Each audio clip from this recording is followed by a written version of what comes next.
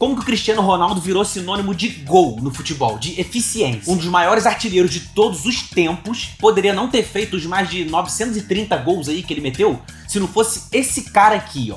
Sabia disso? Alguém já te falou essa parada? Pois é, você vai saber de um divisor de água na carreira do Cristiano Ronaldo na história do vídeo de hoje. E como toda boa história, a gente vai começar do começo, lá atrás, quando ele tinha 17 anos de idade. Quando o CR7 ainda nem sabia que ia se tornar uma das lendas do futebol, ele aproveita um domínio errado e divide a bola entregando ela no pé do companheiro. Ele ameaça correr um pouco mais pelo lado direito do campo, mas quando ele percebe esse marcador sendo atraído pela bola, ele decide mudar a rota e correr centralizado no gramado. E é justamente o que fez ele receber a bola em condições de arrancar, confirmando as características que o técnico enxergou naquele adolescente de 17 anos e abriu aqui a contagem de gols de um dos maiores artilheiros da história do futebol.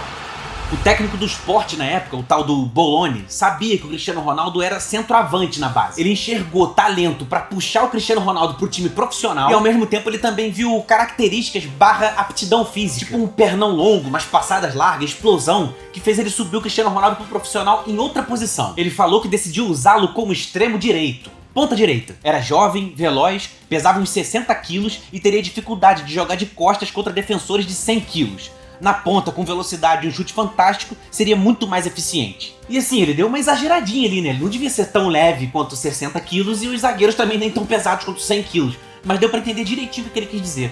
No aspecto técnico, o que ele observou no Cristiano Ronaldo foi relacionado a esses espaços aqui, olha. O espaço nas costas do Cris, entre ele e a bola, entre a bola e o adversário e nas costas do adversário. É comum no processo de avaliação técnica do atleta observar em quais desses espaços ele se dá bem. O Bologna percebeu que o Cristiano Ronaldo se dá muito bem nesses dois espaços aqui, ó, que é muito compatível com o biotipo dele, do pernão longo e da passada larga. Ele percebeu uma combinação poderosa ali. E além do primeiro gol da carreira do Cristiano Ronaldo ter muito a ver com isso que o Bologna observou, não demorou muito para ele surgindo confirmações sobre o futebol dele. Por exemplo, pouquíssimo tempo depois, o Cristiano Ronaldo já estava aproveitando o espaço nas costas da marcação para adiantar de uma forma tão eficiente que até o goleiro ficou na dúvida se ia chegar primeiro nessa bola ou não. O camisa 1 foi superado exatamente da mesma forma e depois o Cristiano Ronaldo mostrou aquele poder de finalização que o Bologna já tinha comentado na entrevista. E foi ainda nessa primeiríssima fase da carreira, num período ainda de amadurecimento do caráter e do atleta Cristiano Ronaldo, que ele foi jogar um amistoso entre Sporting e Manchester United. Pois é, foi a primeira vez que o Alex Ferguson, técnico do United,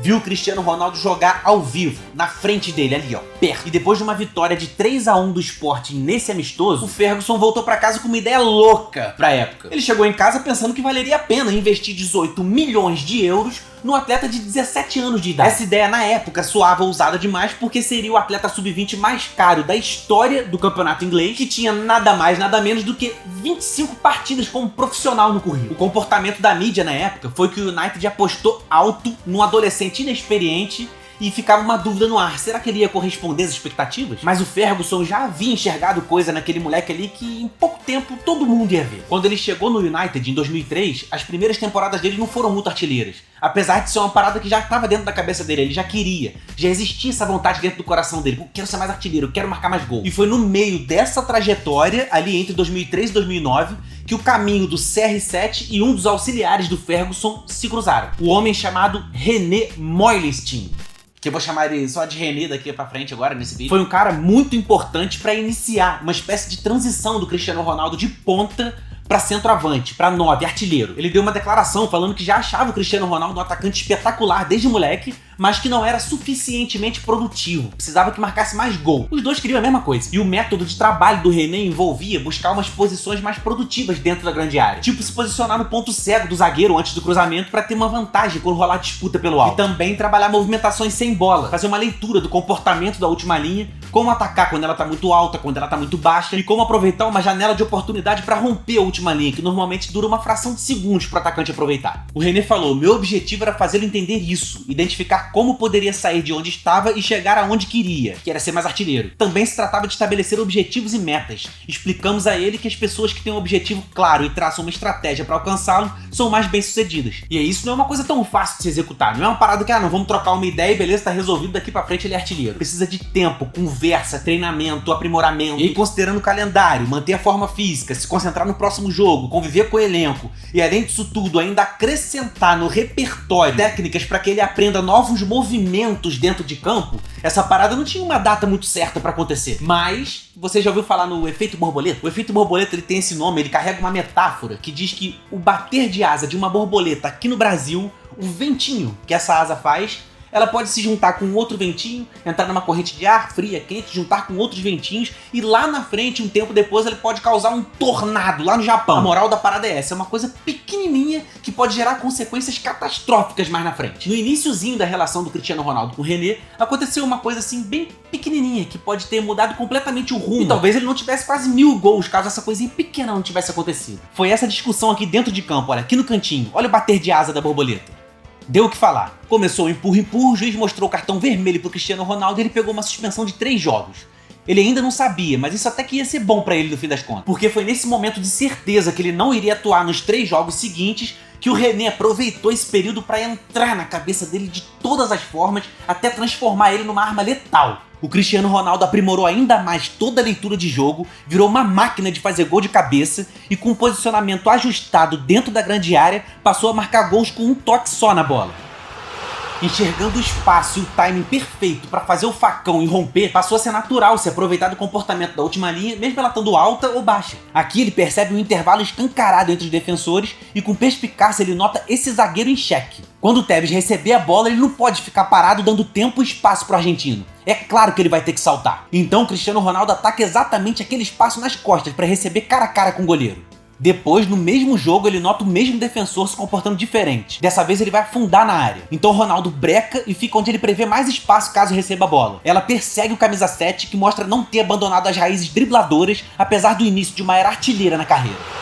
Observando o gráfico da quantidade de gols por temporada no United, fica muito claro a evolução dele nesse quesito. E foi aqui que ele e o René se conheceram. E o próprio Cristiano Ronaldo comentou: certamente não sou o mesmo jogador de 10 anos atrás quando comecei no Sporting e nem mesmo aquele do Manchester United, quando era um ponta que driblava e cruzava. Com o tempo passei a ver o futebol de outra maneira. Em alguns momentos posso parecer um 9, mas não sou. Gosto de ter liberdade em campo. Ou seja, ele mesmo reconhece essa transformação. Ele deixou o United com 118 gols em 292 partidas, dá uma média de 0,4 gols por jogo. E a partir daí ele foi pro Real Madrid, para ser o CR7 Prime que o mundo inteiro conhece. No maior time do mundo e ao lado de galácticos no futebol, ele assombrou o resto do planeta, ganhou um caminhão de título e marcou 450 gols em 438 jogos. É uma média assustadora de 1,2 gols por partida. Ele tem mais gol do que partida no Real. E ele se tornou o maior artilheiro da história do Real Madrid em tempo recorde, superando o Raul, que precisou de quase 750 partidas para marcar 323 gols. Depois disso, passado o auge da carreira, ele poderia ter escolhido um destino que fosse alimentar mais as suas estatísticas, para garantir que ia entrar de vez pra história. Mas a veia competitiva dele levou ele pro campeonato italiano, futebol conhecido por ser duro e muito aplicado defensivamente, difícil pra maioria dos atacantes. Na Juventus ele marcou 101 gols em 134 partidas e teve uma média superior comparada a outras lendas desse time, Del Piero, Platini e até Roberto Baggio. Com 36 anos ele voltou pro campeonato de mais alto nível do mundo, numa segunda passagem pelo Manchester United, marcou 27 gols em 54 jogos, na prática é tipo gol, jogo sim, jogo não. Depois disso ele foi pro Al Nassr, na Arábia Saudita, e até agora, na carreira inteira, ele soma 935 gols. E contando, no momento que você está assistindo esse vídeo, certamente ele já fez mais. Se ele não tivesse ido pro United, se ele não tivesse conhecido o René, se ele não tivesse sido expulso e suspenso 3 jogos no início da temporada para ter tempo pro treinamento com o René, será que ele teria a mesma quantidade de gols hoje?